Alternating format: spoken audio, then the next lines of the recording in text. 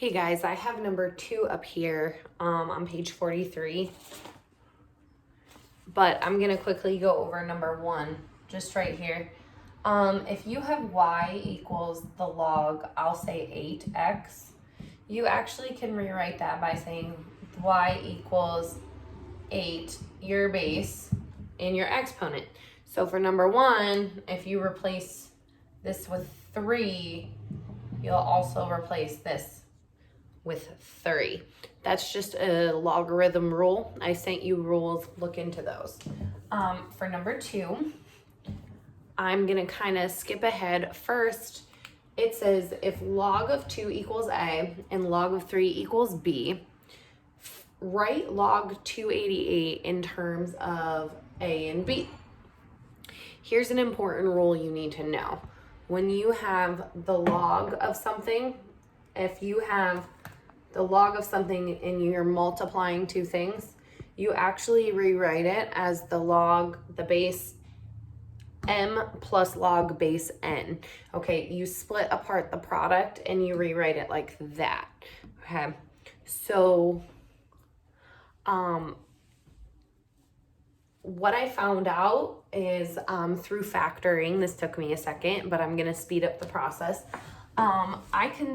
If I want to split 288 in terms of 2 and 3, I found out I could do that by 2 to the 5th power times 3 to the 2nd power. So that is 2 to the 5th power is, I believe, 32, and 2 to the 5th, I'm just checking my calculator, is 32 times 9, that equals 288. Like I said, I did this a little bit before I started videoing to find this out. This would probably take you a while to figure out how to do that. But now I'm gonna rewrite it. I'm going to say that, sorry, I lost my train of thought. Okay, so I'm going to say that can you see? Yeah, the log of 288 is actually equal to the log of 2 to the 5th power times 3 to the 2nd. But as you know, like I just said, when we have a product, we have to break it apart and actually add it. So this would get written out as log 2 to the 5th plus log 3 to the 2nd.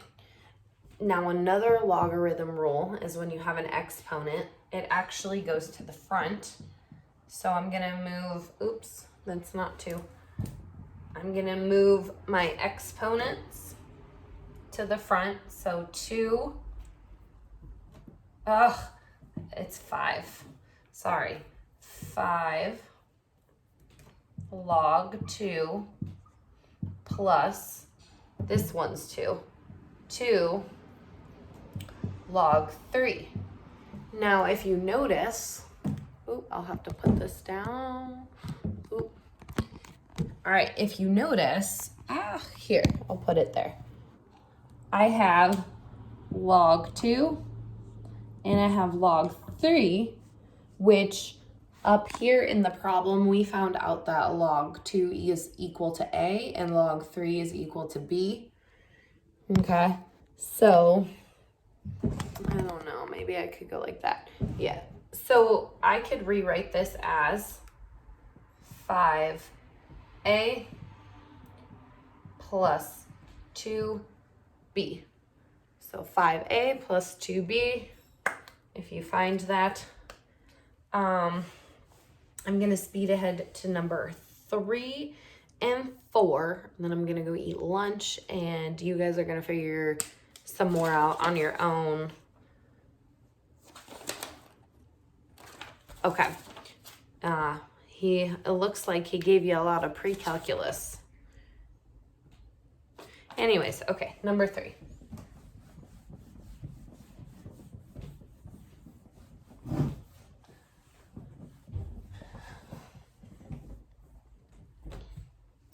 So we have 1/2 log x plus 3 log y. They just want another way to write this. Well, this is again just like learning how to change bases with logs. There's a bunch of different rules. You need to memorize them. I remember that if you have 1/2 log, that's also the same as log of the square root of x, okay? So this is another way to write that one. As we just learned in the problem before, another way to write this is log y to the 3rd power. And if you look down at your option number C or letter C, you do have log parentheses square root of x plus y to the 3rd. To me, that seems like the best option. Or you could also consider, because I said it was the best option, but I also saw that there is a log y to the 3rd times the square root of x. So remember what your rules are, because this would mean you would actually pull this out log y3 plus log square root of x. I don't know. So I want you guys to decide between which one do you think would be the way to rewrite it. Oh, but by the way, that was number 4. I'll go back to number 3, which is 2x times 4x to the squared equals 8. Honestly, all I did to solve this one is I plugged in the answer choices for x.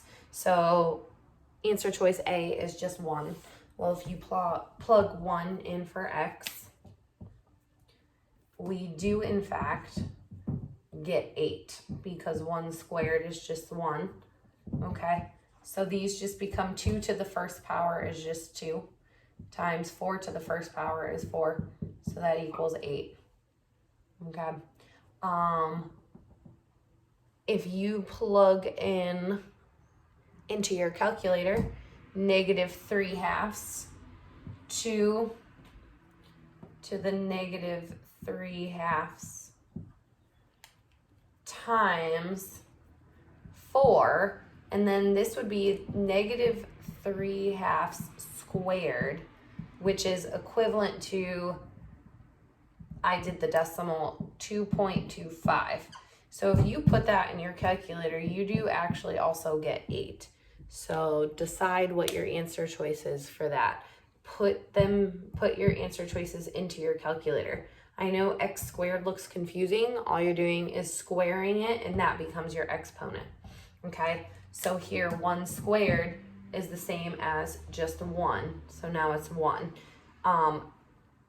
I did -3/2 squared equals 2.25. So that's why I just put that there. For the rest of this packet, I will try to keep working through this. I have other stuff to work through. But if you see at the top, so he's going to now talk about polynomial functions and equations. Use Google as a resource if it makes sense. All right, good luck. Happy Friday.